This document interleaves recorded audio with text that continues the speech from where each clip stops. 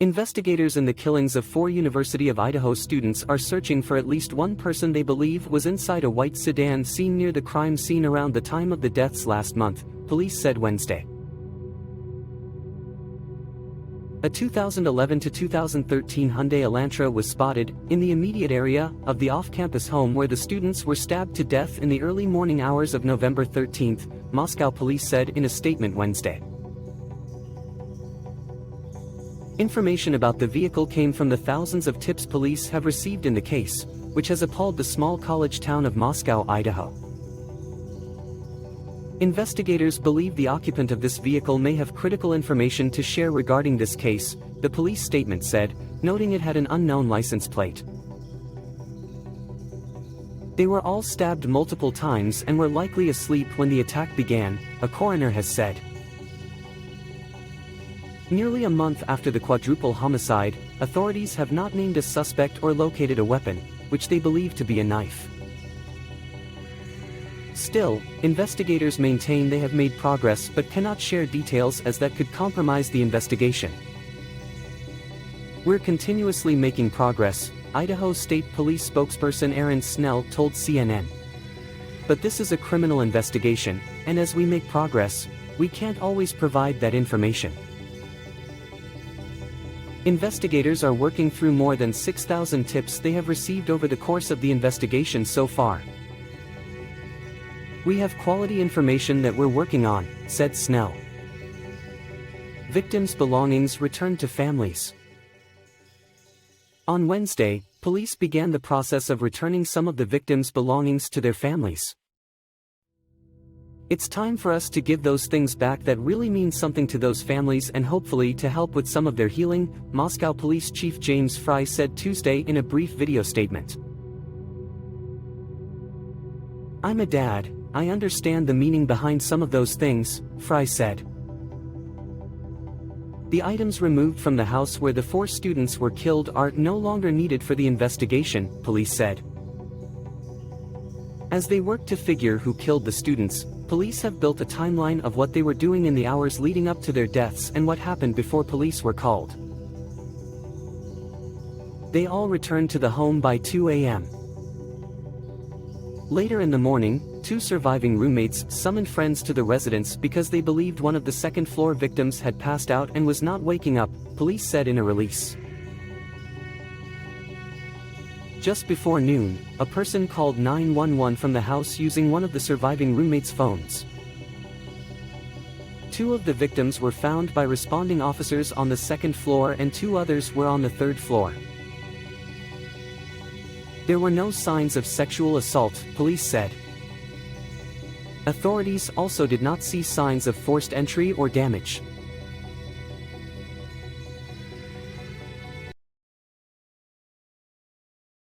House passes bill to protect same-sex marriage, sending it to Biden's desk. The House passed legislation Thursday that would enshrine federal protections for marriages of same-sex and interracial couples. The vote of 258 to 169 sends the Respect for Marriage Act to President Joe Biden, who praised Congress for passing the bill and is expected to sign it into law. The Senate passed the bill last week by a vote of 61 to 36. Democrats were unified in favor of the bill, while most Republicans in both chambers voted against it. 39 House Republicans supported the legislation Thursday, and 1 voted present. "Your love is your choice," House Majority Leader Steny Hoyer, Democrat Maryland, said on the floor Thursday, saying there is no reason to believe that Republican appointees on the Supreme Court won't want to revisit precedents on LGBTQ rights after having overturned Roe v. Wade. "The pursuit of happiness means you can love whom you choose," he said, adding, "I am shocked that conservatives that have a libertarian bent believe that somehow we ought to get involved in this. It's not the government's business." House Speaker Nancy Pelosi, Democrat California, was present to gavel down the vote and announce the bill's passage. Loud applause broke out on the Democratic side of the chamber, while a few Republicans joined in clapping. The bill was amended in response to Senate GOP demands. It clarified that religious organizations wouldn't be required to perform same-sex marriages and that the government would not be forced to protect polygamous marriages. Former Representative Barney Frank, Democrat Massachusetts, the first openly gay member of Congress, attended the vote in the Capitol. "It's a sign of enormous political change in America," he said in an interview. "And it's meaningful for people. It's real. It's not a symbolic gesture. I know a lot of married gay and lesbian people who have been worried ever since Clarence Thomas said what he said. So this is reassurance to them, as well." The legislation was passed amid fears that the conservative Supreme Court majority might revisit the right to same-sex marriage after it rescinded the right to an abortion.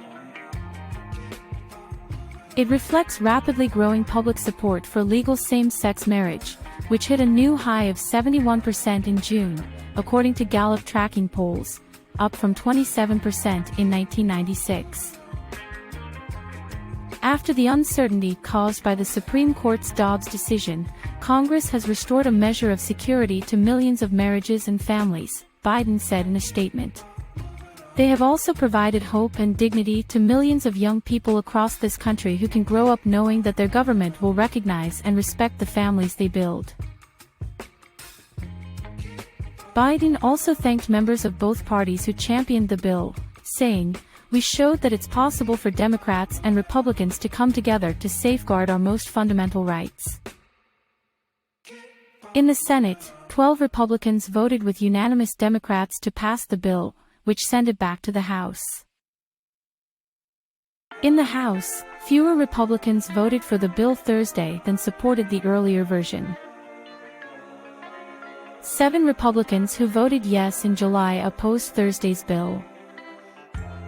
Another, Burgess Owens of Utah, voted present Thursday after having supported the bill in July.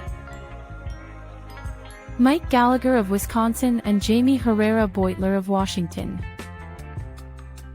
Frank, who attended a bill signing ceremony with Pelosi and Senate Minority Leader Chuck Schumer, Democrat New York, on Thursday, reflected in an interview on the bill's passage, 26 years after the Defense of Marriage Act banned federal recognition of same-sex marriage. "I was here for the birth of Doma. And this is one case when the funeral is a much happier occasion," he said.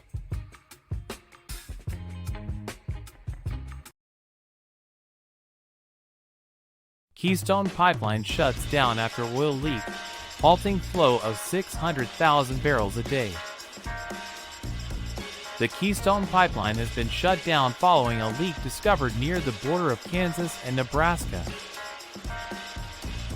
The shutdown of the major oil pipeline that carries crude from Canada triggered volatility in the energy market on Thursday, with oil prices briefly surging as much as 5% before retreating. Federal safety regulators are investigating the leak and have deployed to the site. A spokesperson for the Pipeline and Hazardous Materials Safety Administration told CNN. Canada's TC Energy said it launched an emergency shutdown of the Keystone Pipeline system at 9 p.m. ET on Wednesday after alarms were triggered and pressure dropped in the system. The company said the system remains shut as our crews actively respond and work to contain and recover the oil. Calgary-based TC Energy said there has been a confirmed release of oil into a creek located about 20 miles south of Steel City, Nebraska. An estimated 14,000 barrels of oil have been discharged as of late Thursday, the company said. The PHMSA, an arm of the Transportation Department charged with enforcing safety regulations for pipelines, said the leak is located near Washington, Kansas, which is near the border with Nebraska. The spokesperson said the agency continues to investigate the cause of the leak. U.S. oil prices climbed as high as $75.44 a barrel on the news, before easing. In recent trading, oil was up 0.8% to $72.57 a barrel. The gains follow a steep sell-off in recent days that left crude at levels unseen since December 2021. No timetable has been given for restarting the Keystone Pipeline, a 2,700-mile system that delivers mostly Canadian oil to major refineries across America. The pipeline can transport more than 600,000 barrels of oil per day. Matt Smith, an analyst at commodity data provider Clerk, said Canadian oil normally transported by Keystone can't be easily replaced. "We're seeing a pop in prices because this will impact refiners that take this crude," Smith said.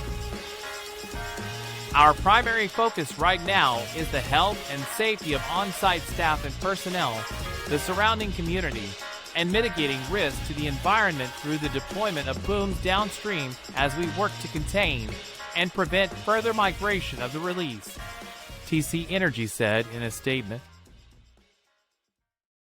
The leak happened on an existing Keystone pipeline that is separate from Keystone XL, a controversial pipeline project that was terminated last year after President Joe Biden revoked the pipeline's permit on his first day in office.